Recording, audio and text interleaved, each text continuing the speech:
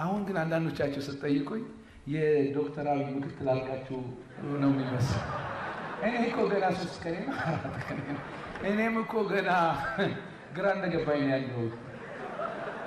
እና አንዳንዱ ጥያቄ አሁን ገብቼ በማዕከላዊ እና ከምክር ቤቱ ጋር መክሬ አዋጅ እንዳወጣ እያሰባቸው ገና እኔ ማለት ጥያቄ ያለኝ ወንድሞቼ፣ ይሄን የተከፈተውን ነገር ገብተን እናስፋው ነው ያልኩት።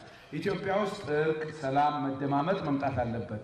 እርቅና ሰላም የሚመጣው ደግሞ ዝም ብሎ እንተቃቀፍ እንደመር በሚል አይደለም። ሌሎች ሀገሮች እንዳረጉት እንደ ደቡብ አፍሪካ እንደ ሩዋንዳ ወንጀል የሰራው ወንጀሉን አምኖ ያኮላሸውም አምኖ ይቅርታ ጠይቆ ትውልድ ወደፊት እንዲህ አይነት ነገር አገራችን መሬት ውስጥ እንዳይኖር በደንብ ግልጽልጽ ብሎ በይፋ ይቅርታ ተጠያይቀን መደመር የሚጀምረው ያኔ ነው። አሁን ዝም ብሎ ለስሜታችን እንደመር በሐሳብ ደረጃ እንደመር እንችላለን፣ ግን ተጠያቂነት አብሮ መኖር አለበት። የምንጠይቀው ፍርድ ቤት አስገብቶ እድሜ ልክ ፈርዶ ምናምን ለማለት አይደለም።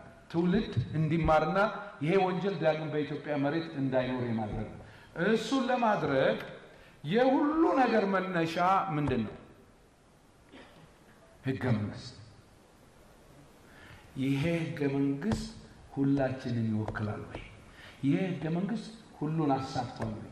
መሰረታዊ ጥያቄ እዚህ ላይ ነው መነሳት ያለበት። ስለዚህ ህገ መንግስቱ ሁላችንን ባካተተ መልኩ መጻፍ አለበት። መሬት የብሔር ብሔረሰቦች ነው ይላል። እኔ አሁን እንደ አንድ ዜጋ ነኝ ማለት ነው።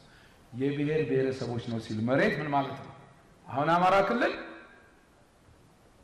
የአማራ ክልል ነው፣ ኦሮሚያ የኦሮሚያ ነው ተብሏል። እነዚህ ክልሎች ውስጥ የተወለዱት ሌሎች ሰዎች ሁለተኛ ዜጋ ናቸው። መሬቱ የዛ ብሔረሰብ ሆኗል።